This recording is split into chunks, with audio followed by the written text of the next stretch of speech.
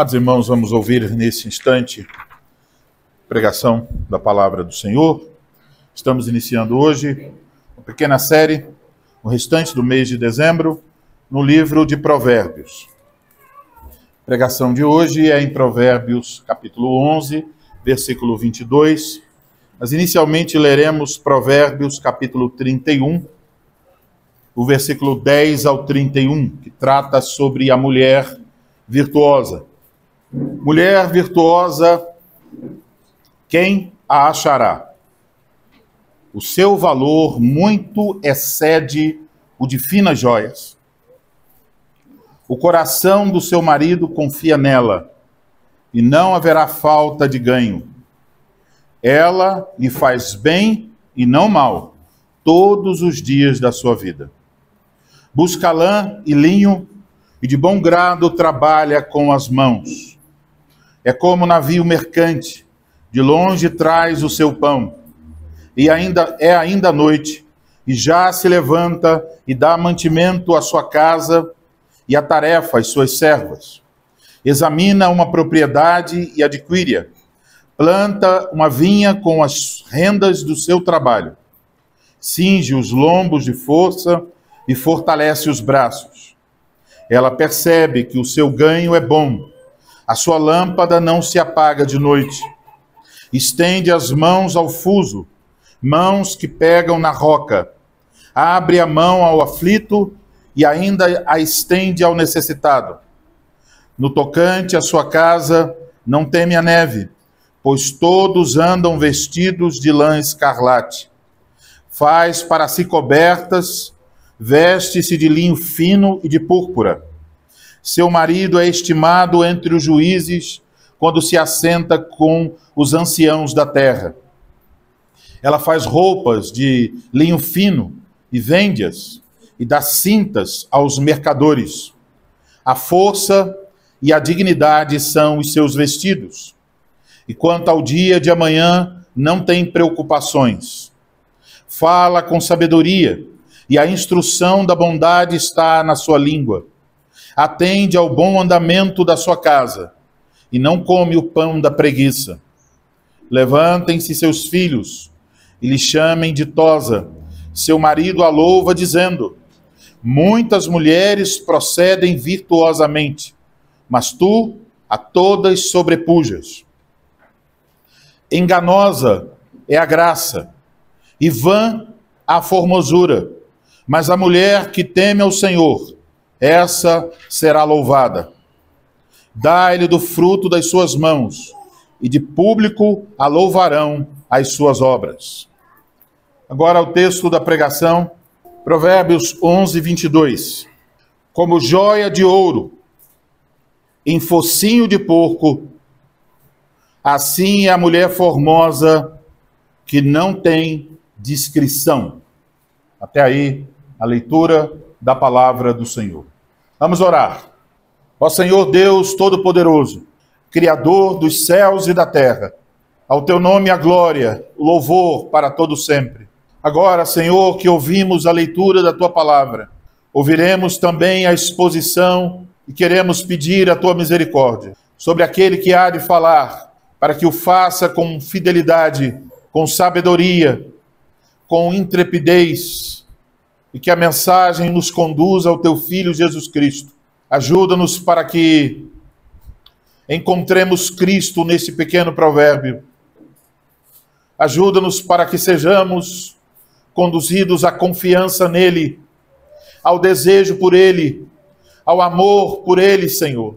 Opera, Senhor, não só por meio do arauto, mas opera, Senhor, no coração daqueles que ouvem, para que ouçam com humildade, para que ouçam com a disposição de obedecer, que as verdades proclamadas da tua palavra incomodem os ouvidos preguiçosos, que machuquem a consciência, que firam a consciência daqueles que estão paralisados diante do pecado. Ó Senhor, pela tua graça, pela tua bondade, Faça com que a tua palavra, que é martelo, esmiúce a dureza do coração,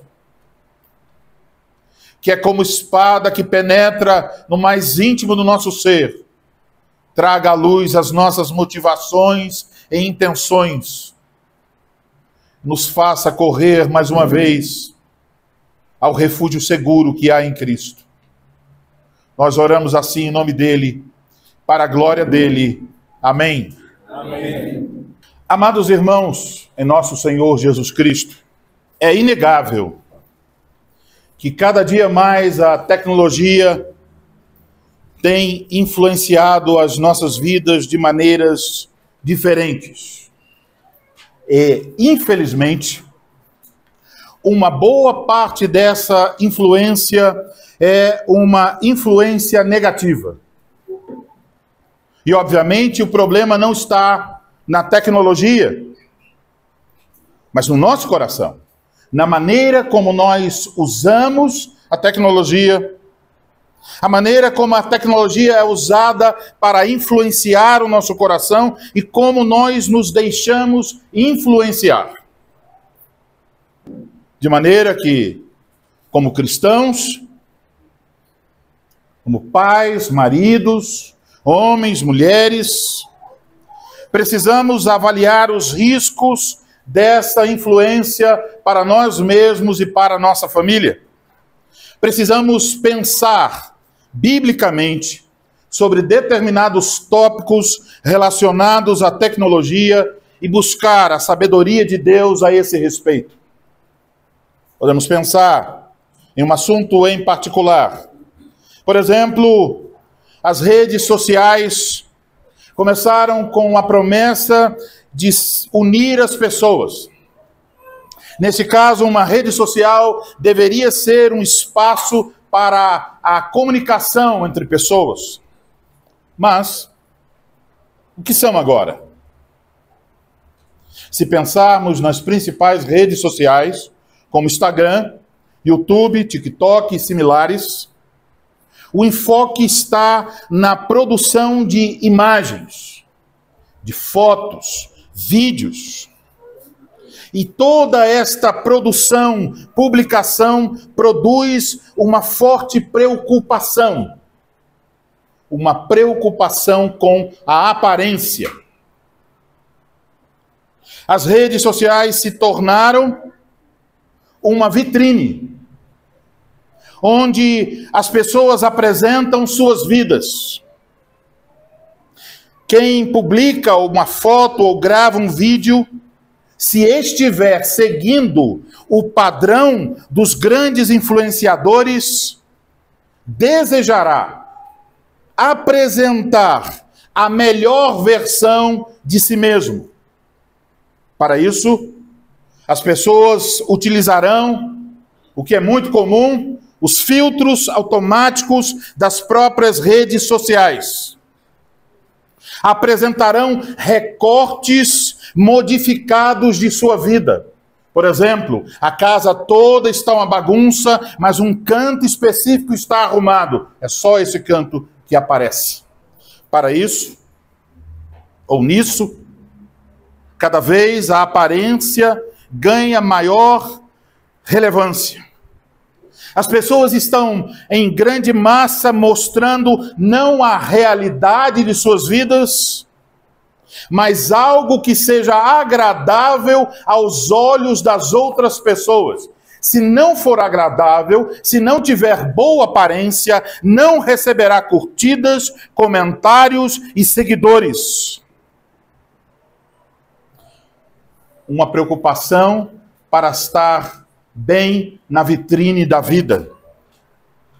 Deste modo, a tecnologia molda a nossa forma de pensar sobre a beleza. Nos tornamos preocupados com a imagem. Começamos a supervalorizar a mera aparência das outras pessoas. E isso nos leva a apresentar mentiras sobre as nossas vidas e a admirar e desejar as mentiras apresentadas por outros. Esse mundo de aparência é uma semente que encontra em nosso coração um solo fértil para a inveja, para o descontentamento, para a cobiça, para a lascívia e outros pecados. E em muitos casos, sem dar-se conta, sem perceber o porquê, a pessoa se encontra cada vez mais ansiosa, quer alguma coisa, não sabe o quê. Se sente triste, deprimida, não sabe por quê. Mas à medida em que contempla a vida na vitrine da aparência mundana, isso vai piorando gradativamente. Essa ênfase na aparência alcança muitos aspectos da nossa vida, influenciando em muitas questões.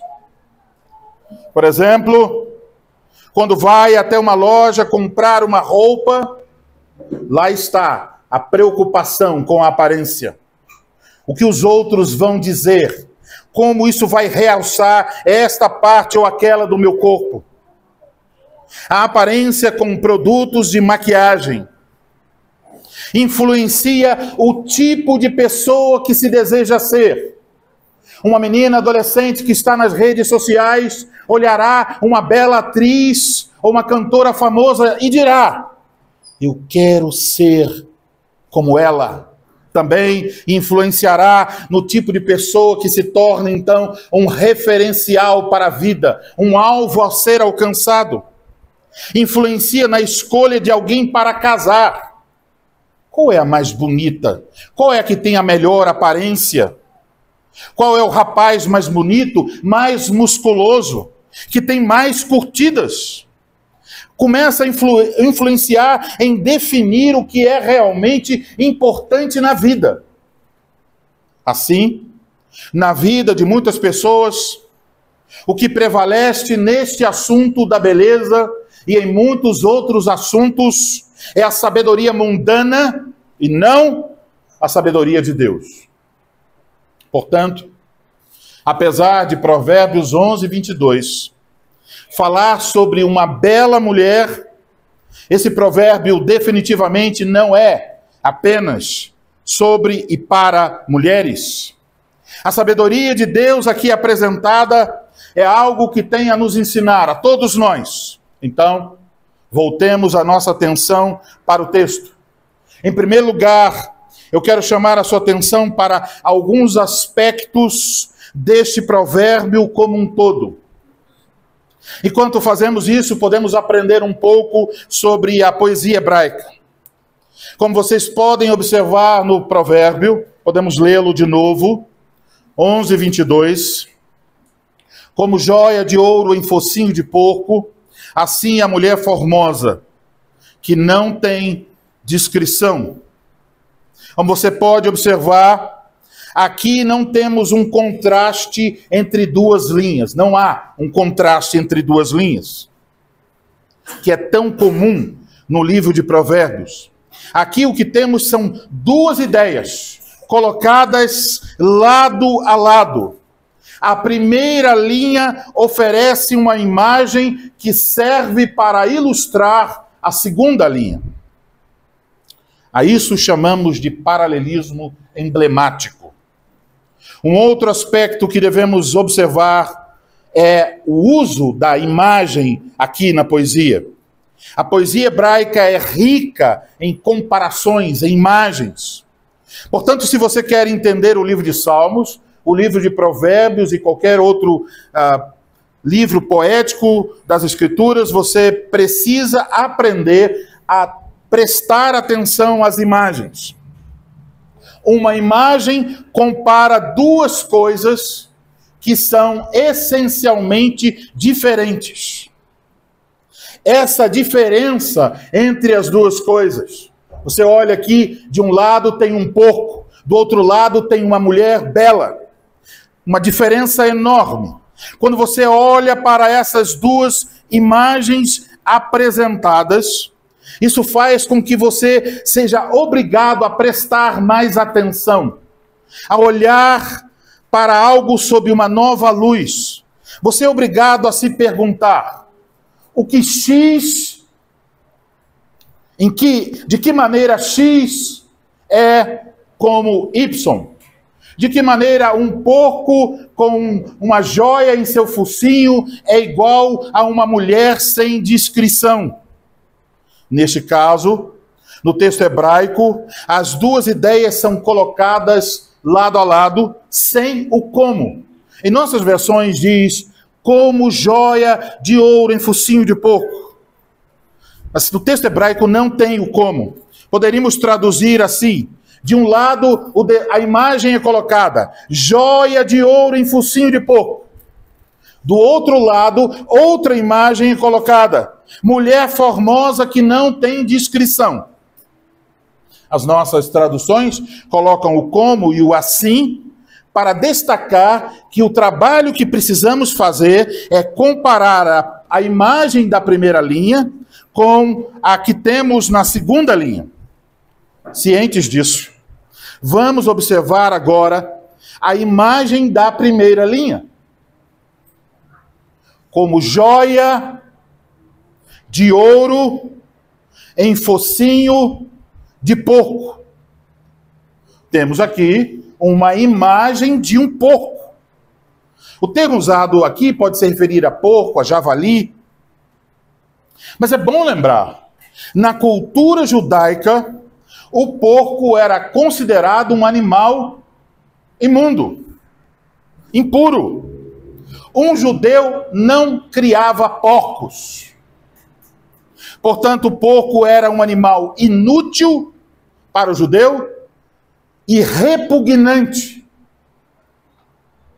Ao pensar sobre ele, nos vem imediatamente à mente a imagem, então, de um animal sujo, nojento, que vive na lama, que tem o seu focinho o tempo todo revirando o lixo e a podridão. O focinho do porco está no lixo, na podridão, na sujeira, na lama. No entanto, eis um porco diferente. Esse porco em particular tem algo que os destaca. Ele tem no seu focinho uma joia de ouro. A joia mencionada aqui é uma espécie de brinco para o nariz. As pessoas ainda usam isso hoje.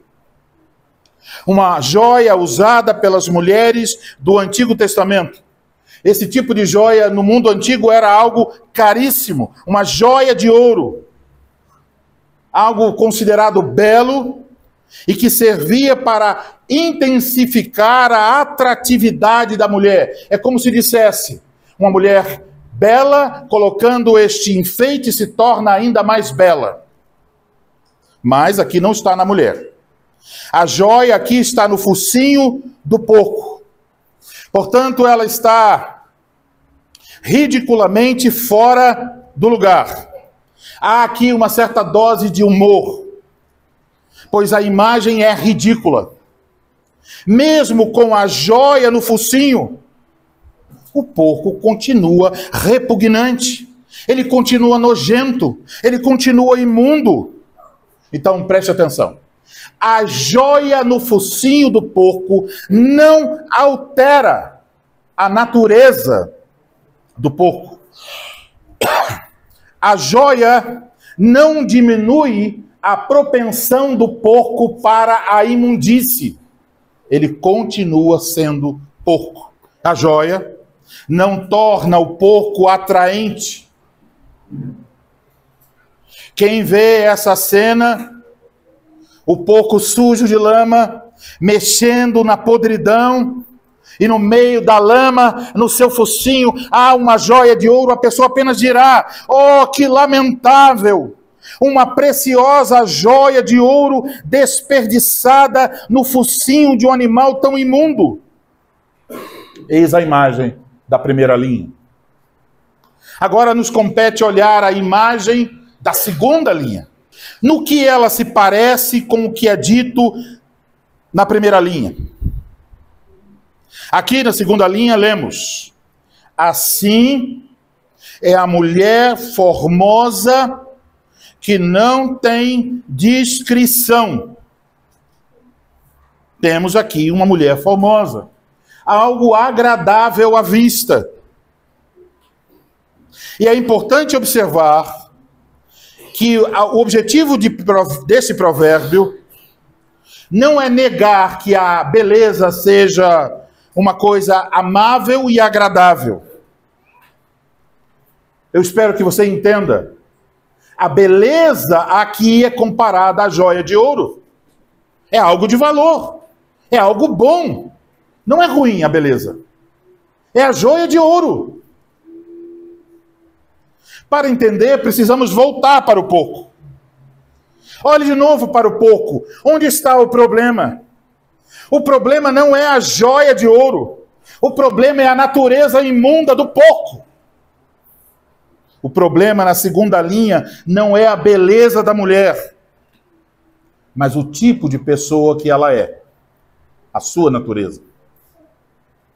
Ela é apresentada como uma mulher que não tem discrição. Essa palavra requer algumas explicações. O termo hebraico aqui traduzido por discrição tem a ver com provar, com perceber o sentido do paladar. Como podemos ilustrar isso, que seria discrição literalmente aqui? Seria quando você recebe um café, e no meu caso, que não gosto de tomar café com açúcar, quando alguém me dá um café com açúcar, primeira coisa que eu percebo, eita, já colocaram o açúcar aqui. Lógico, eu estou vivo e tenho a minha língua funcionando bem, a cavidade da boca e percebe o sabor e diz, opa, açúcar. Mas talvez você fosse o contrário. Você vai até a minha casa, aperta a garrafa e pensando que tem açúcar, toma e, opa, tá amargo. O pastor não coloca açúcar no seu café. A sua boca é capaz de fazer o exame, o julgamento, se algo está doce ou amargo. Mas o sentido aqui, a mulher sem discrição, sem essa capacidade de diferenciar uma coisa da outra, o sentido aqui é metafórico. Ou seja, nesse caso, o problema não é saber se o café tem açúcar ou não.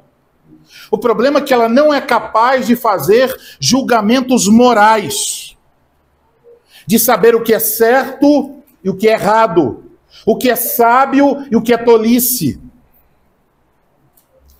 Onde nossas traduções colocam a expressão assim a mulher formosa que não tem discrição, no texto hebraico nós temos um verbo que significa afastar-se, desviar-se de um determinado curso. Poderíamos ler, assim é a mulher que se desvia da discrição, ela se afasta. Isso quer dizer que aqui no provérbio estamos falando de uma mulher que abandonou a sabedoria, abandonou a capacidade de julgar. Ela se afastou do padrão ordenado por Deus. Ela rejeitou a sabedoria divina de tal forma que agora ela é comparada a um animal imundo. Ela é comparada assim, não porque é mulher, não porque é bela, mas porque é uma pessoa que abandonou a sabedoria. Colocando de outra forma, esta mulher abandonou o padrão bíblico, desprezou a sabedoria de Deus, tornando-se incapaz de fazer bons julgamentos. Ela é uma tola. A mente dela é vazia. E a insensatez desta mulher, mas também podemos aplicar a qualquer pessoa, então, de qualquer pessoa, a insensatez de alguém que segue por esse caminho, se revela naquilo que a pessoa deseja, naquilo que a pessoa pensa sobre o trabalho, sobre o casamento, sobre a educação dos filhos, sobre a beleza, sobre o dinheiro, sobre o lazer, sobre o sucesso, sobre o reconhecimento. Não tem capacidade de julgar. Despreza a sabedoria de Deus e abraça a sabedoria mundana. Essa tolice se revela nas conversas, se revela na forma de vestir, naquilo que almeja, em suas amizades, nas páginas que curte, nas fotos e vídeos que publica e nas pessoas que segue. Essa mulher se afastou da palavra de Deus e, assim como Eva, aceita e deseja as mentiras da serpente. Vive num mundo de mentiras, onde a aparência tem grande valor, onde predomina a concupiscência dos olhos, onde a virtude é desprezada. Pensemos em casos concretos. Se for uma jovem solteira, então ela vai publicar as suas fotos no Instagram. E aí então vem um rapaz e chega lá e olha e se encanta com a sua beleza. Ele olha e diz: que menina linda, tão bela, se arruma tão bem, se veste tão bem, tudo belo. Mas se esse rapaz tiver um pouco de juízo, um pouco de sabedoria, quando ele se aproxima dela, se ele não for também um tolo, cedo ou mais tarde, ele tirará os olhos do brinco de ouro e olhará para a natureza dela. E ele descobrirá a verdadeira natureza desta moça. Ele observará a tolice de suas palavras, dos seus atos. Ele perceberá em algum momento que a beleza não combina com quem ela é realmente. Ele perceberá que na comparação entre a beleza que ela possui e o tipo de pessoa que ela é, há algo ridículo, tão ridículo quanto uma joia de ouro no focinho de um porco. E quanto a isso, devemos perceber a armadilha. Quando uma mulher se deixa que sua mente seja moldada por padrões mundanos relacionados à beleza, à felicidade, desejando e imitando um padrão de vida e de beleza apresentado nas redes sociais. Quando ela segue este caminho, ela se desvia do caminho da sabedoria de Deus para abraçar a sabedoria mundana. Ela se desviará, perdendo também a sua capacidade de julgar corretamente.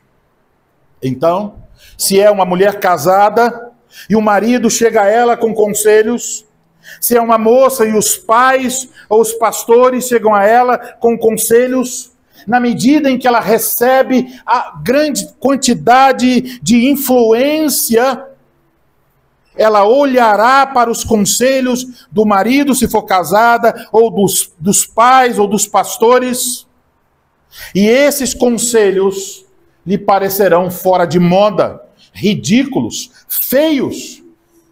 Ela dirá: meu pai está louco, todo mundo faz isso, o meu marido está louco, todas as minhas amigas casadas seguem esse modelo, por que ele está me privando disso?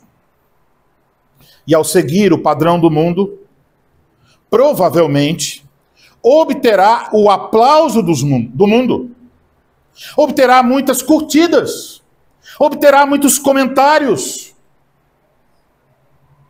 vai ler coisas como: você é linda, você é maravilhosa. Olhe, você poderia ter seguido a carreira de modelo em vez de ser mãe. Mas tudo que as pessoas estão vendo é a joia de ouro. Apenas a aparência que se apresenta ali, por fotos e vídeos. Mas essa sabedoria, mas essa beleza, sem sabedoria, sem temor de Deus, a beleza que despreza a palavra de Deus, é a beleza mais feia que há. A beleza sem Cristo é a beleza mais feia que há. É apenas uma casca num fruto apodrecido. É apenas uma joia no focinho de um porco. É uma beleza fora de lugar. É apenas aparência que passa. Agora, na contramão do mundo, a sabedoria de Deus nos convida a valorizar a graça interior, em vez da beleza exterior. Então, nós devemos deixar que Deus nos diga o que é realmente belo, pois Deus é a origem da verdadeira beleza. Se estudarmos esse tema nas Escrituras, logo perceberemos que a beleza não é algo de mera aparência. A beleza está relacionada, em primeiro lugar, com questões do coração. Então, no mundo que valoriza a aparência, devemos nos lembrar do que nos ensina o Espírito Santo, a sabedoria que vem de Deus, em Provérbios 31:10. Enganosa é a graça, e vã, inútil, a formosura. Mas a mulher que teme ao Senhor, essa será louvada. Eis o que importa: temer e confiar em Deus, viver de acordo com o que Ele diz, e que a beleza valorizada por Deus começa internamente, se evidencia claramente nas Escrituras. Abra sua Bíblia, por favor. Na primeira carta do apóstolo Paulo a Timóteo, no capítulo de número 2. 1 Timóteo, capítulo 2, versículos 9 e 10. Lembre-se, não são as palavras de Elianai, as palavras do Senhor Deus, dizendo o que ele considera como belo. Da mesma sorte que as mulheres, em traje decente, se ataviem com modéstia e bom senso, não com cabeleira frisada e com ouro, ou pérolas, ou vestuário dispendioso, porém, com boas obras, como é próprio às mulheres que professam ser piedosas. Agora, a primeira carta do apóstolo Pedro, capítulo de número 3, versículos 3 ao 6. 1 Pedro 3, versículos 3 ao 6. Não seja o adorno da esposa o que é exterior, como frisado de cabelos, adereços de ouro, aparato de vestuário.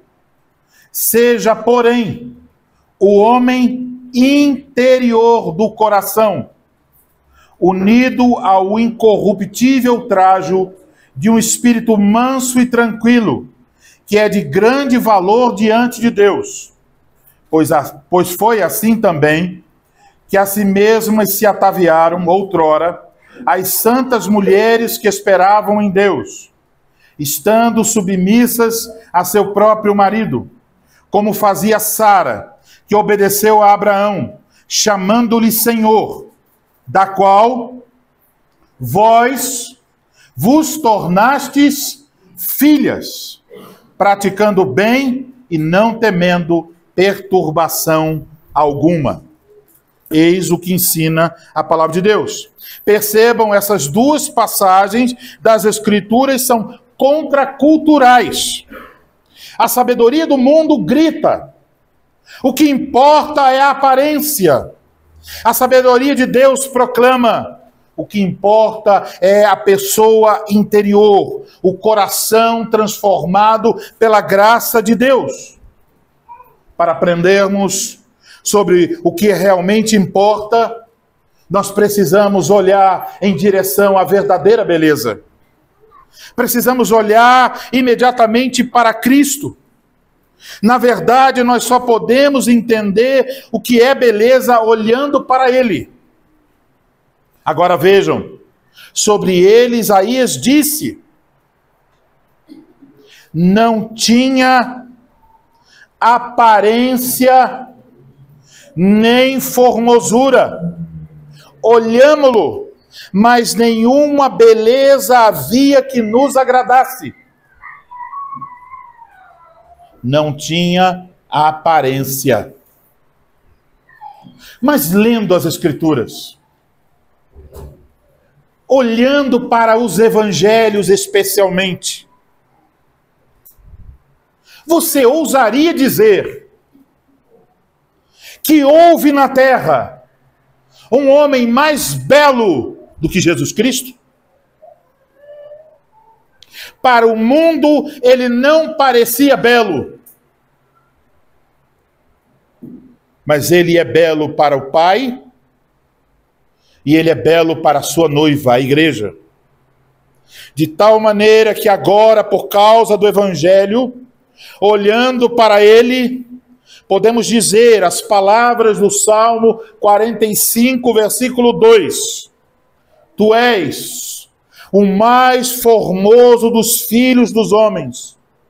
Nos teus lábios se extravasou a graça. Por isso, Deus te abençoou para sempre. Eis o nosso Senhor Jesus Cristo, o mais belo dos filhos dos homens. Eis a beleza que importa. A beleza de estar em Cristo.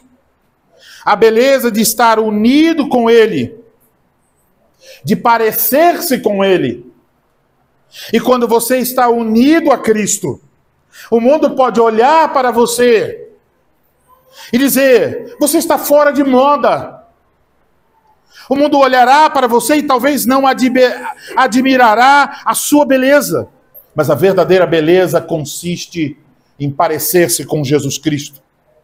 Consiste em estar revestido da sua santidade e da sua justiça.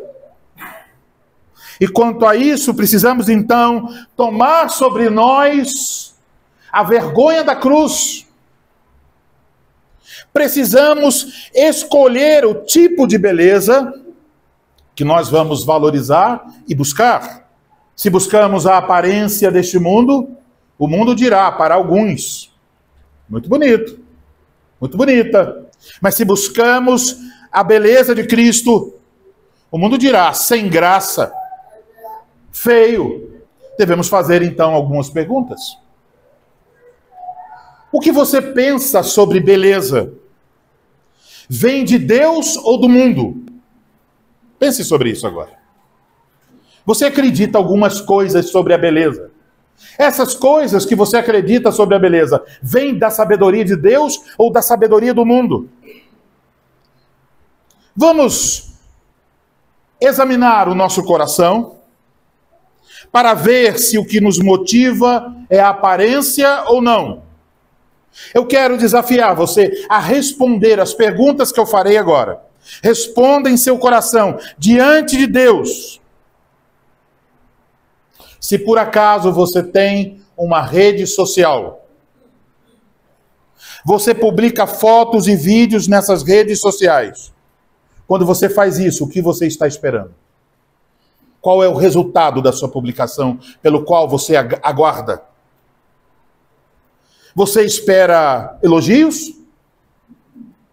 Você espera reconhecimento? Você espera fama?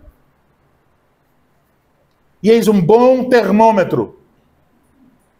Quando você publica uma foto e ninguém comenta, você fica incomodado? Quando poucas pessoas curtem, isso chateia você, você queria mais. Se você está numa academia ou pretende entrar, porque deseja. Você quer cuidar de sua saúde, ter preparo físico, isso é bom. Ou você deseja alcançar um padrão de beleza física que as pessoas olhem para você e digam: uau, que corpão! Você, rapaz, faz academia para que depois você possa tirar fotos sem camisa na frente do espelho? É para isso? O que lhe motiva na hora de comprar as suas roupas? Que critério você utiliza? Você deseja vestir-se com modéstia? Ou você quer valorizar a beleza do seu corpo? Quem são as pessoas que você admira? Essas pessoas são reconhecidas pela sua beleza e talentos ou pelo seu caráter? Moças, rapazes, o que é mais importante na hora de escolher um cônjuge? Aparência ou caráter? No que você mais investe tempo? Mais investe seus recursos? Um rapaz poderia dizer: olha, eu invisto bastante tempo em modelar os meus músculos. Eu tomo as proteínas necessárias. Eu tenho esse pote, esse outro e esse outro. Eu fico horas na academia. Eu tenho fulano de tal que tem um corpo atlético. Eu queria ter o corpo como ele. Você gasta tempo em buscar melhorias na sua aparência, mas não corrige seu caráter. Percebe? Um homem assim pode ser visto do ponto de vista dos seus músculos como um homem forte. Mas do ponto de vista do seu caráter, se está longe de Cristo, é um menino, é uma criança, é um fracote. Não serve para casar, não serve para constituir família, não serve para criar filhos. E enquanto um rapaz que se diz cristão malha horas e horas para se tornar supermusculoso, o diabo bate palma e diz: faça mais, busque a aparência, enquanto o seu caráter está longe de Cristo. E o mesmo para as mulheres, horas e horas. Preocupação, tira um vestido, bota outro, troca 30 vezes. Vai para frente do espelho, maquiagem, a ponto de não ser a mesma pessoa. Aparência, cuidado com a aparência. Mas alguma hora você gastou para dizer: Senhor Jesus, me torna mais humilde como o Senhor. Senhor Jesus, me torna mais manso, mais fiel. Saíram lágrimas dos seus olhos por isso? Com quem você deseja se parecer? Com artistas de sucesso ou com o Cristo? Eu sei que muitos rapazes e moças, ao publicarem uma foto, receberão, principalmente no Instagram, bons comentários. Lindo, fofo, galã, linda, é modelo top. E você pode ficar se alegrando a vida inteira com a joia de ouro. Mas quem realmente você é? Eu quero lhe fazer uma pergunta que você responda com toda sinceridade. Alguém em sua vida, em qualquer momento de sua vida, já disse que você se parece com Cristo? Você já ouviu isso? Olhe, o que você fez aqui é o que Cristo faria. Alguém já lhe disse isso? Que você se parece com o seu Salvador? Alguém já lhe disse: moça, mulher, olhe, eu nunca vi uma mulher como você. Você é virtuosa. Alguém já lhe disse isso? Então eis a beleza que devemos desejar e valorizar. A beleza que permanece para a eternidade, que não pode ser comida pelos bichos dentro de um caixão. A beleza de nos tornarmos cada vez mais parecidos com a imagem do Filho de Deus, o Senhor Jesus Cristo. Ele que, sendo perfeito e belo na glória celestial, desceu e tornou-se homem para assumir a feiura dos nossos pecados. Então aqui está o homem que queremos ser. Aqui está a beleza que queremos encontrar. Aqui está o alvo para nós e para os nossos filhos. E eis de novo as palavras de Isaías que alcançaram seu clímax na cruz. Não tinha aparência nem formosura. Olhámo-lo, mas nenhuma beleza havia que nos agradasse. Então entendam, meus irmãos, o Senhor Jesus Cristo tornou-se feio para os homens, para que nós nos tornássemos belos para Deus. Ele morreu e ressuscitou, para que a nossa natureza deformada pelo pecado, feia e corrompida, fosse transformada e se tornasse agradável aos olhos de Deus. Portanto, jogue fora as mentiras do mundo, rejeite a sabedoria mundana sobre o que significa ser belo e abrace a sabedoria de Deus sobre a verdadeira beleza encontrada em Cristo Jesus. Amém? Amém.